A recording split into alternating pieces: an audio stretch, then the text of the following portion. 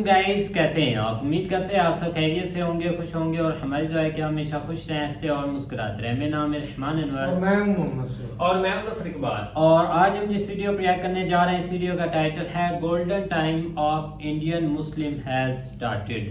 तो देखते हैं वीडियो। अगर वीडियो पसंद आए वीडियो को लाइक, चैनल को सब्सक्राइब जरूर कीजिएगा। करते वीडियो स्टार्ट और देखते हैं। अजीज़ दोस्तों, मेरे चैनल में खुश आमदीद। तो नाजरीन, आज बात करेंगे मुसलमानों की, हिंदुस्तान के भी और पाकिस्तान के भी। तो कहते हैं कि अगर एक झूठ को 100 बार बोला जाए तो बोलने वाले को ये लगने लगता है कि साहब ये बात सच है। मसलन मेरे पुरखे अगर थे दिहाड़ीदार और मैं कहने लगूं साहब वो तो ज़मींदार थे, उनकी ज़मीनें थी, फलाना था, तो कुछ टाइम बाद मुझे ये महसूस होने लग जाएगा कि साहब वास्तव में ऐसा हुआ है, ये हकीकत है। यही एग्जैक्टली काम पाकिस्तान के साथ हुआ है।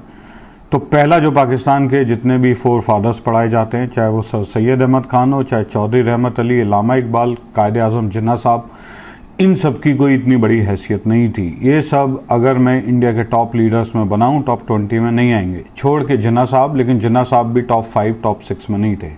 ये बेसिकली इन्होंने वही काम किया जो परवेज़ इलाही करते हैं, छोटे MLA के साथ ब्लैकमेलिंग, और वो करके इन्होंने पाकिस्तान बनाया। बेसिकली इन्होंने इस तरीके की सियासत की। जो इन्होंने सियासत की उस पर मैंने बहुत सारे वीडियोस बनाए हुए हैं।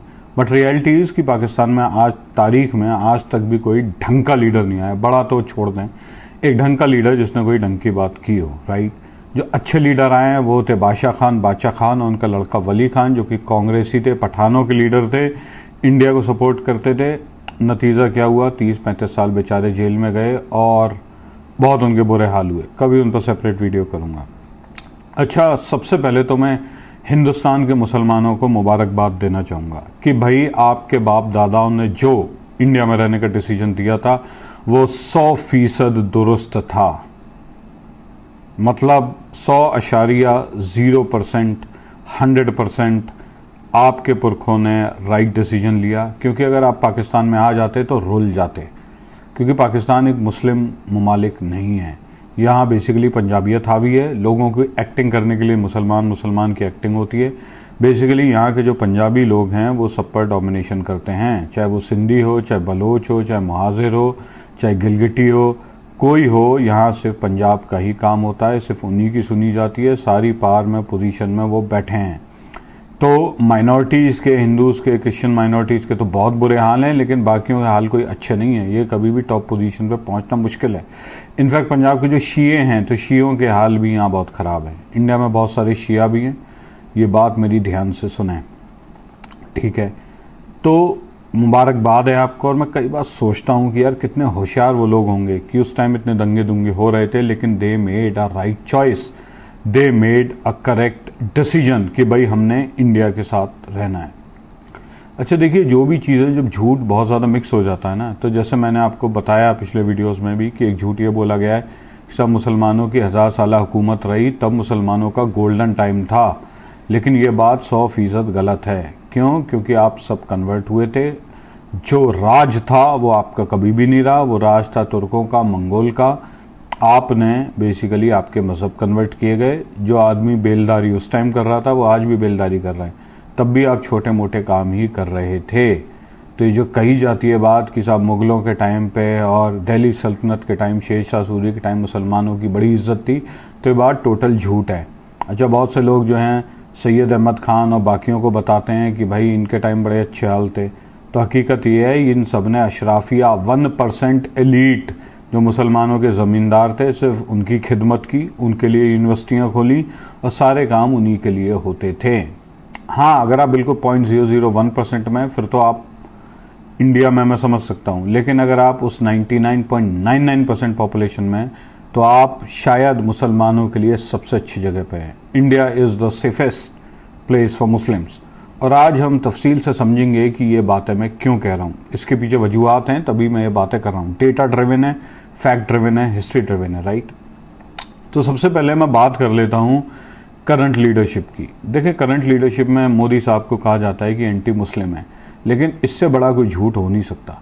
क्योंकि देखें, जो भी आदमी बातें करते हैं ना, ये आप चीज़ समझे क्या है। देखिए, आप बातों पे ना जाएं, आप ग्राउंड पर एक्शन देखें। अगर मैं आपको रियलिटी बताऊं तो EAC, इकोनॉमिक एडवाइजरी कमेटी की रिपोर्ट है, जो कि इंडिया के हर साल सर्वे देती है न्यूट्रल कमेटी है, उनकी रिपोर्ट है कि भाई सबसे ज़्यादा जो फ़ायदा गवर्नमेंट की किसी भी स्कीम का होता है वो नीचे के 20% मुसलमान सबसे बड़े बेनिफिशियरी हों, चाहे वो यूपीआई हो, चाहे आधार हो, चाहे बैंक अकाउंट्स हो, चाहे इनकी प्रधानमंत्री आवास योजना हो, सारे के सारे बेनिफिट सबसे पहले उन्हें दिए जाते हैं। And this is so important कि इकोनॉमिक डिसबर्समेंट में there is no disparity between Hindus and Muslims. On the contrary Muslims are the biggest beneficiaries. ये बहुत इंपॉर्टेंट बात है, यानी सरकार जो भी काम कर रही है, जो भी टैक्स कलेक्शन करके काम कर रही है, उसका सबसे बड़ा हिस्सा परसेंटेज वाइज मुस्लिम पॉपुलेशन उसके बेनिफिशियरी हैं।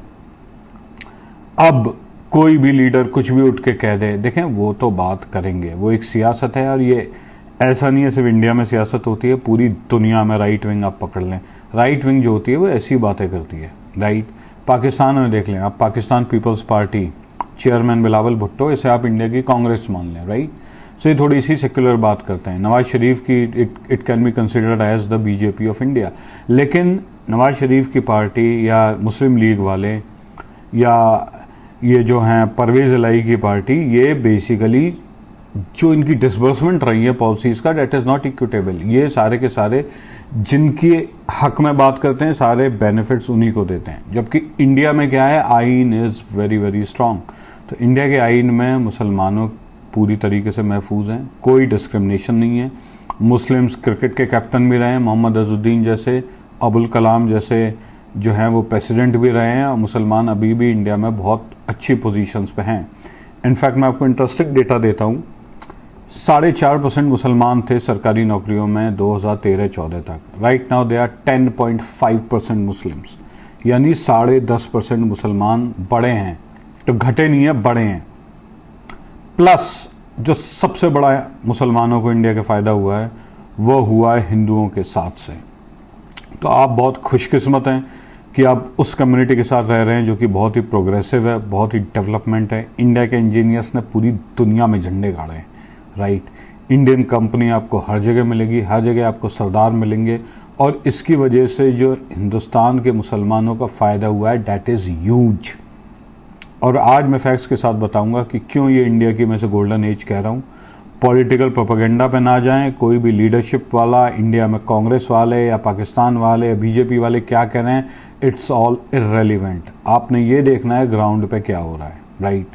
बिकॉज मीडिया पे जो न्यूज़ चलती है डेट इज़ ऑल सेंसेशन। हर आदमी अपनी वोट बैंक के लिए बातें कर। सबसे पहले तो मैं वीज़ा पे आ जाता हूँ, राइट। अगर आप इंडियन पासपोर्ट होल्डर हैं, चाहे हिंदू हो चाहे मुसलमान हो, आपको हर जगह इज्जत मिलती है। मलेशिया में आपको ई वीज़ा है, इंडोनेशिया वीज़ा ऑन अराइवल है, मॉरिशस में वीज़ा नहीं, नेपाल तो वैसे ही घुस जाएँ, Sri Lanka e visa, UAE visa, सारी आप कंट्रीज़ में आराम से ट्रैवल करते हैं, राइट। उसके बरक्स अगर आप पाकिस्तानी हरा पासपोर्ट लेके जाएँ तो आपकी चीखें निकल जाती हैं। इमिग्रेशन पे जाते हैं तो एक हाथ में जूता लेके खड़ा होता है इमिग्रेशन वाला, दूसरे से बात करता है, राइट। ये इज्जत है पाकिस्तानी पासपोर्ट की। दुनिया का चौथा सबसे घटिया पासपोर्ट पाकिस्तान का पासपोर्ट है। इन्हें अगर नेपाल का ही वीज़ा मिल जाए तो ये 1 महीने तक मिठाई बांटते रहते हैं कि साहब पता नहीं किस जन्नत में जा रहे हैं। तो ये हकीकत है।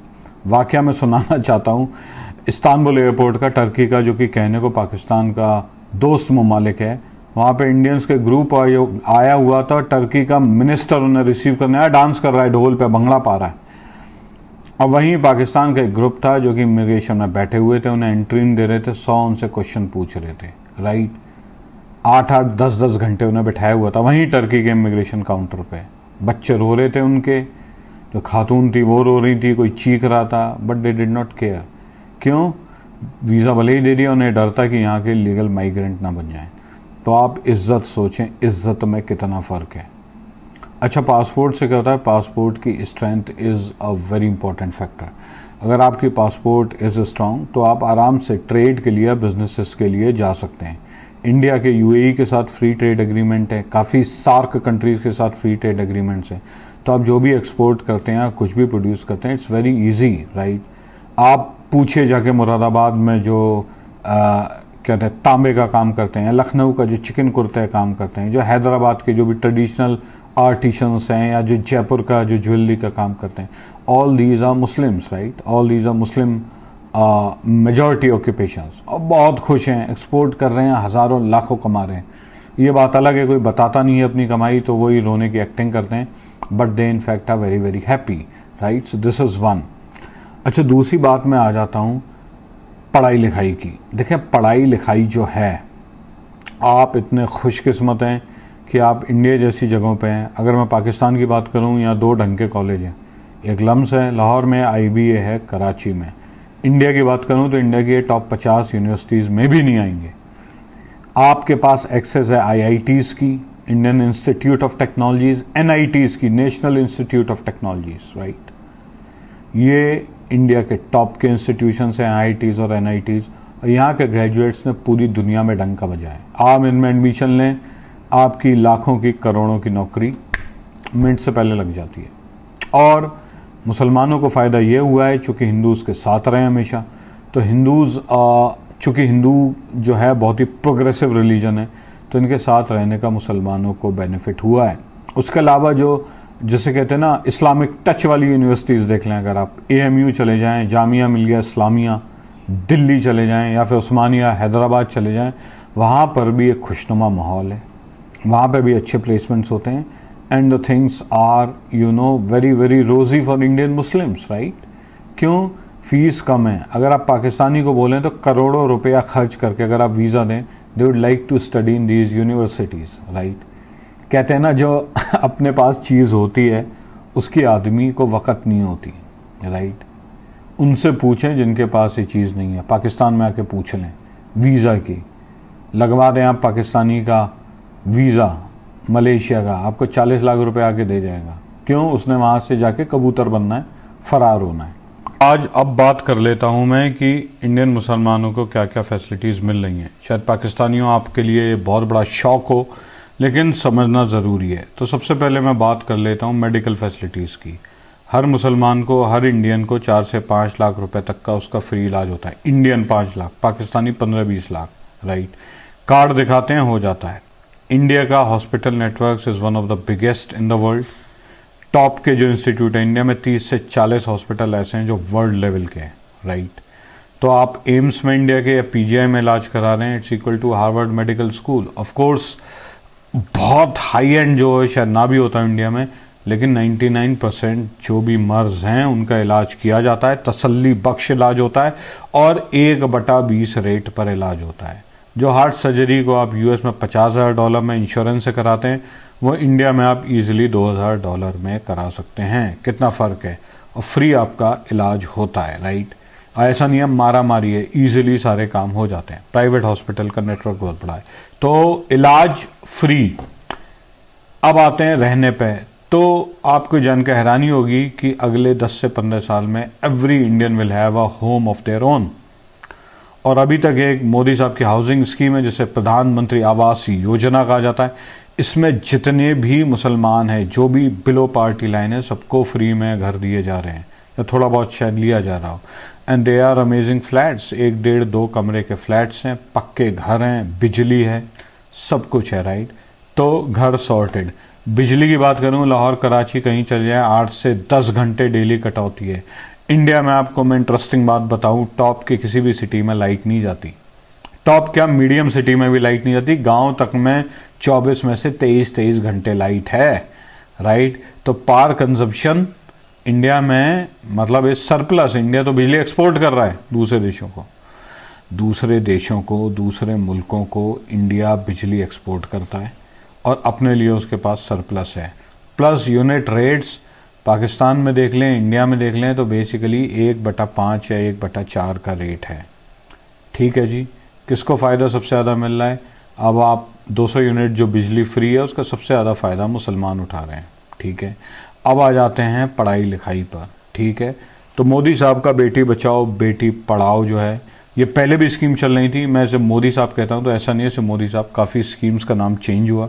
ये कांग्रेस के टेन्योर में भी थी इससे पहले, बट बात ये इंडिया की स्कीम्स हैं। इसमें क्या है कि अगर आप मुसलमान हैं, अगर आप लड़की हैं, तो नर्सरी से लेके PhD तक आप फ्री पढ़ेंगे। स्कूल फ्री, कॉलेज फ्री, जो आप पोस्ट ग्रेजुएट का कॉलेज है वो फ्री, राइट। आपका हॉस्टल फ्री, प्लस आपको वजीफा स्कॉलरशिप अलग मिलेगी, राइट। और वो भी किस में, टॉप की आप अच्छी यूनिवर्सिटीज़ में या किसी भी यूनिवर्सिटी में जा सकते हैं, राइट। अच्छा, सबसे बड़ी बात यह है कि ये सारा का सारा पैसा जाता है डायरेक्ट अकाउंट में, यानी आपको किसी महकमे के पास या किसी अफसर के पास उसकी जी हुजूरी करने की ज़रूरत नहीं है कि उसने कह दिया कल आना परसों आना, आपको धक्के कराता रहा और फिर आपका पैसा काट के आपको दे दिया, पता चला आधा पैसा वही खा गया। ऐसा इंडिया में नहीं है, डायरेक्ट ट्रांसफ़र होता है, राइट। छोटी मोटी सर्विसेज जो भी हैं they are all online, right. तो बेसिकली ये सारा, इसके सबसे बड़े बेनिफिशियरी अगेन मुसलमान हैं। अच्छा, इसके बाद मैं आ जाता हूँ खाने पे। तो if you are a below poverty line तो आपको 5-10 किलो अनाज फ्री दिया जाता है, गंदम फ्री, तेल free, ration free, everything is free, right. एक आदमी के लिए सफिशिएंट है। मैं भी डेटा पढ़ रहा था साइट पे, it is sufficient for one family. And again who are the biggest beneficiaries, Muslims. क्यों? क्योंकि कोई डिस्क्रिमिनेशन नहीं है। अच्छा, अब बात कर लेता हूँ स्किल डेवलपमेंट की। तो भाई उसमें जो इंडिया काम कर रहा है, जो जॉब देने में काम कर रहा है, वो तो एग्जाम्पलरी है। इसकी मैं हैरान रह जाता हूँ। लोग यूपीआई की बात करते हैं, इंडियन डायस्पोरा जब भी इंडिया की बात करती है इधर टॉक अबाउट यूपीआई और योगा और कैशलेस स्कीम। स्किल डेवलपमेंट में इंडिया शायद जिस स्पीड से स्किल कर रहा है अपने लोगों को, higher skills, it is unbelievable, right. सबसे बड़े बेनिफिशियरी मुसलमान हैं। पाकिस्तान का कोई लड़का निकलता है तो या तो किसी फ़िरके में भर्ती हो जाता है या फटता फिरता है पूरी दुनिया में जाके, ठीक है, दहशतगर्द बन के, या चोरी चकारी करके वीज़ा लेके कहीं टैक्सी चला रहा है। इंडिया में क्या है, अगर आप कुछ हैं तो मुसलमानों के लिए स्पेशल स्कीम थी, सीखो और कमाओ। पकड़ पड़ के मुसलमानों को लाते थे, कहते थे भाई कुछ सीख लो, फ्री में मिनिस्ट्री सिखाती थी, फ्री में skill development, ministry of skill development free में सिखाती थी, ट्रेनिंग देती थी, खर्चा देती थी, फिर अरेंजमेंट कराती थी बाहर जाने का कि वीज़ा लेके आप सऊदी चले जाओ, दुबई चले जाओ, मिडिल ईस्ट चले जाओ या इंडिया में ले लो, राइट। इंडिया के डेवलपमेंट का सबसे बड़ा फ़ायदा जो लोअर लेवल के लोग हैं उन्हें भी हुआ है। क्यों? क्योंकि जब मेट्रो बनते हैं तो आपको प्लम्बर भी चाहिए, इलेक्ट्रीशियन भी चाहिए, छोटे मोटे लोग भी चाहिए, प्लस जो आसपास के सब्सिडरी बिजनेस है, किसी ने मकान किराए पे देना है या कोई किसी का कोई छोटा मोटा कोई धंधा है, वो भी चल निकलता है। सबके बेनिफिशियरीज कौन है? सारे मुसलमान ही इसके बेनिफिशियरी हैं, राइट। तो स्किल डेवलपमेंट से इंडिया का जो मुस्लिम है is getting up skilled at a very fast rate, right. क्यों? ये सारी की सारी उसे फैसिलिटी मिल रही है, ठीक है। तो भाई मैं आपसे ये पूछना चाहता हूँ पाकिस्तानियों कि हिंदुस्तान के मुसलमान के पास तो सब कुछ है, पैसा उनके पास, ठीक है जी। शिया वक्फ बोर्ड और सुन्नी वक्फ बोर्ड की आप एंडोमेंट देख लेंगे तो आप कहाँ पर जाएंगे? शायद पाकिस्तान के जीडीपी से ज़्यादा पैसा हो, शायद पाकिस्तान के पास इतने फॉरेक्स रिजर्व्स ना हो जितने इन बोर्ड वालों के पास हो, ठीक है जी। अच्छा, पहली बात। दूसरी बात, रोटी फ्री, राशन फ्री, पढ़ाई लिखाई फ्री, इलाज फ्री, घर फ्री, पूरी फ्रीडम है। तो बचा क्या भाई? आपसे अगर सरकार कहती है मैं सब कुछ फ्री दे रहा हूँ, थोड़ा पढ़ लिख लो, तो क्या ये ज़्यादती है? ये ज़्यादती नहीं है। देखें, जब दो मज़हब एक साथ रहते हैं ना, पड़ोसी की नीड्स का एहतराम करना होता है। अब मैं आपको बताता हूँ कि मुसलमानों में पोर्क खाना, सूअर खाना हराम है, और हिंदूज़ में जो गाय है उसे माँ समझा जाता है, तो beef is not allowed, right. अच्छा, इंटरेस्टिंगली हिंदू कम्युनिटी में कोई पोर्क नहीं खाता, they can eat it, right, but why don't they eat pork? क्यों? क्योंकि 1000 साल से मुसलमानों के साथ रह के they have developed this habit कि भाई हमारे पड़ोसियों को, साथ वालों को एतराज़ है तो हम ये काम नहीं करेंगे। Why would we do something which hurts the sentiment of our communities? इसीलिए से 99% हिंदूज डोंट ईट पोर्क। लेकिन आप क्या कर रहे हैं? इंडिया में मैं न्यूज़ देखता हूँ, इंडिया में गोकशी हो रही है। नूह, मेवात के लोग जाके आप गोकशी कर रहे हैं, आप गाय को काट रहे हैं। अब क्या भाई, क्या उनसे उम्मीद रखते हैं, क्या होगा? तो वही हो रहा है। देखिए, अगर कोई रिलीजन, कोई मज़हब वाले आपको रिस्पेक्ट दे रहे हैं, you have to reciprocate, right. Communal living जो होती है ना, उसमें कुछ आपको कुछ थोड़े बहुत उसके डिसिप्लिन्स होते हैं, कुछ मैनरिज्म्स होते हैं, वो आपको सीखने चाहिए। आप ये सब छोड़ें। दूसरी बात, आप कच्ची बस्तियों में क्यों रह रहे हैं भाई? क्यों अनऑथराइज कॉलोनीज, इलीगल कॉलोनी में आप क्यों रह रहे हैं? इसलिए कि सस्ता है। अरे छोटा घर ले लो, किसी रेगुलर कॉलोनी में आप घर बनाएं, हिंदूज़ के बीच में आप घर बनाएं, या जो रेगुलर है पक्की वहाँ रहें। मतलब you have to mend the way, you know, you have to mend everything. आपको जो अपने काम करने के तरीके हैं वो बदलने होंगे। 70 साल से आप वोट बैंक के ही है। देखिए 70 साल से आपको बेवकूफ़ ही बनाया गया है। मुसलमानों पर मैं पाकिस्तानी उतना बता दूं कभी भी जुल्म नहीं हुआ, हाँ, लेकिन बेवकूफ़ इन्हें बनाया गया। क्यों? क्योंकि जो भी आए सियासतदान पुराने, उन्होंने कभी भी मुसलमानों के हक की तो बात की, थाने कोर्ट कचहरी में तो मुसलमानों के हक की बात की, लेकिन डेवलपमेंट का कोई काम उन्होंने नहीं किया। हिंदू क्या मुसलमान क्या, हिंदुओं के भी डेवलपमेंट के कोई काम नहीं किए गए। ये तो पिछले 10, 15, 20 साल में मनमोहन सिंह, उसके बाद मोदी गवर्नमेंट ने काम करने चालू किए, और इंटरेस्टिंगली सबसे बड़े बेनिफिशियरीज के मुसलमान हैं। देखें, मैं मुसलमानों से सिर्फ इतनी अपील करूंगा इंडिया में कि आप हिंदूज को देखें, they are taking the country forward. आपके ओपनर रन बना रहे हैं, मिडल ऑर्डर रन बना रहे हैं, और भाई टेल एंडर है, 5-10 रन आप भी बना दें ताकि स्कोर 300 के पार लग जाए। थोड़े रन आप भी बनाएं, आप बिल्कुल ना बैठे रहें हाथ पे हाथ धरे। और जो लोग आपको बेवकूफ़ बना रहे हैं मज़हब के बेसिस पे, वोट बैंक बननी बंद कर दें। Don't become a vote bank. आप वोट बैंक बनते हैं, आप एक पर्टिकुलर पार्टी के अगेंस्ट होते हैं, आप बदनाम होते हैं, राइट। और आपकी कोई हक की बात नहीं करता। उन्हें पता है यार कि मुसलमानों को बेवकूफ़ बनाना इज़ वेरी इजी। मज़हब की बात करो, बताओ साहब कितना हो रहा है तशद्दुद उन पे, they are gonna vote for you.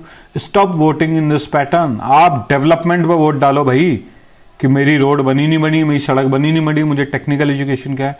And please stop sending your kids to madrasa. आप अपने बच्चों को मदरसा मत भेजें। आप बर्बाद भले ही हो चुके हो, अपने बच्चों को बर्बाद ना होने दें, उन्हें पढ़ाएं लिखाएं। पूरी दुनिया आज इंडिया में आ रही है, राइट। इंडिया से मैं आपको बता दूं, टॉप का प्रोफेशनल कभी भी छोड़ के नहीं जाता बाहर। सारे टॉप के प्रोफेशनल्स इंडियाज़ में हैं, क्योंकि इंडिया में करोड़ों की नौकरियां अवेलेबल है। बेंगलोर आप चले जाएं, करोड़ों के हर गली मोहल्ले में आपको CEOs और CTOs दिख जाएंगे, राइट। टॉप की नौकरी हर शहर में, बेंगलोर हो, बॉम्बे हो, चेन्नई हो, हैदराबाद हो, जयपुर हो, एवरीवेयर, चंडीगढ़ हो, everywhere you gonna get good jobs, right. तो इतना ज़्यादा डेवलपमेंट हो रहा है, आप भी इसको आगे लेके जाएं, आप भी कुछ प्रोग्रेस में करें। Don't become a liability, become an asset. तो मैं यही कहूँगा, वोट बैंक की आप ये जो सियासत है ये बंद कर दें। जो आपको रिलीजियस जो भी आदमी वोट देने को कहता है, वो मैं आपको गारंटी लिख के दे रहा हूँ, आपको बेवकूफ़ बना रहा है। सिर्फ और सिर्फ अगर किसी को जज करना है तो आप जो आपने ऑन ग्राउंड चीज़ें देखी हैं उसके बेसिस पर जज करेंगे तो आपका फ़ायदा होगा। बाकी मर्ज़ी आपकी है। आपके दिन अच्छे हैं, लेकिन ये और अच्छे हो सकते हैं अगर आप थोड़ा सा ढंग से चलें। पाकिस्तान के मुसलमानों से यही कहूँगा कि भाई आपका कोई मुस्तकबिल नहीं है, जितनी जल्दी हो सके अपने DHA का प्लॉट बेच के निकल लें, क्योंकि ये सिर्फ फ़ौज के लिए मुल्क बनाए, ये आपको जीने नहीं देंगे। अनफॉर्चुनेट ये बात है कि इंडियन मुसलमानों के साथ जो एडवांटेज है वो ये है कि जो बचपन से पैदा हुए ना, they been raised into the technical.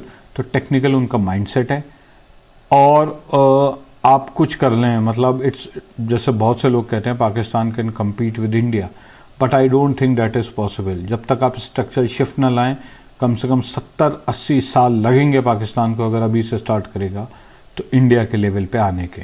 अभी तो फिलहाल Pakistan is going in a negative direction. तो हिंदुस्तान के मुसलमान बहुत खुश हैं। कश्मीर के अगले वीडियो में बताऊंगा। कश्मीर की तो जिसे कहते हैं ना, it has change dramatically. Kashmir total change हो चुका है। कश्मीर के वैसे भी जो मुसलमान हैं वो इंडिया में वन ऑफ द हाईएस्ट मुसलमानों में टॉप में, अब वो और ज़्यादा ऊपर उठ रहे हैं, राइट। तो Kashmir is going through a major change, और आप सियासतदानों की बातों में ना आए। And that's it. So congratulations once again to Indian Muslims. ठीक है दोस्तों, टेक केयर, बाय बाय।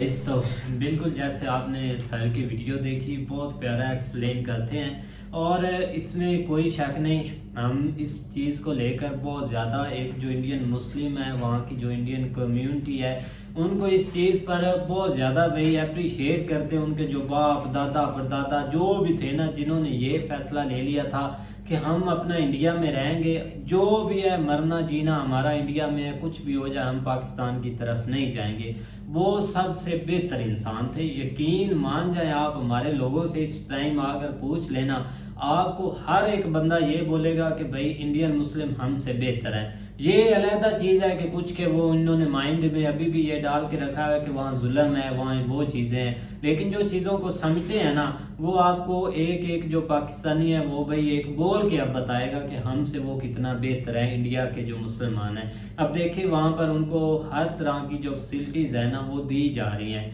चाहे वो गवर्नमेंट नौकरी हो, चाहे वो क्रिकेट हो, चाहे वो कोई भी जॉब हो, उसमें जो है ना हर एक मुस्लिम है, हर एक मुस्लिम बढ़ चढ़ कर हिस्सा लेता है। अब देखें क्रिकेट टीम में भी खेल रहे हैं मुस्लिम, अब उसके बाद आ जाए जॉब में जो गवर्नमेंट की है उसमें भी मुस्लिम है, अब उसके बाद आ जाए जो इसरो का अदारा उसमें भी मुस्लिम है, किधर नहीं है मुस्लिम भाई। ये और तो जब एक भाई बनाया हुआ है कि जैसे नहीं, जो एक हिंदू मुस्लिम वाला जो उनका टॉपिक है ना, ये तो बनता ही नहीं है ना। अब हम इतने तो मैच्योर हो चुके हैं कि अब हम इन चीजों को एक्सेप्ट करें कि वहाँ पे ये चीजें नहीं होती हैं। नहीं हम लेकिन ये कि हम अपने मीडिया के हवाले से या अपने लोगों के हवाले से जरूर इसके ऊपर बात कर सकते हैं कि उनके नजर में ये चीजें हैं। लेकिन ये कि जो गोल्डन टाइम है ना वो भाई स्टार्ट हो नहीं चुका, स्टार्ट उनका हुआ है, उनका रेडी है हर चीज को लेकर। वही ना कि जो उन्होंने एक वीडियो का टॉपिक रखा है कि उनके लिए जो बेहतर चीजें वहां पर हो रही हैं, उनको हर तरह से भाई फैसिलिटेज किया जाता है, जो भी चीजें उनको दी जाती हैं भाई।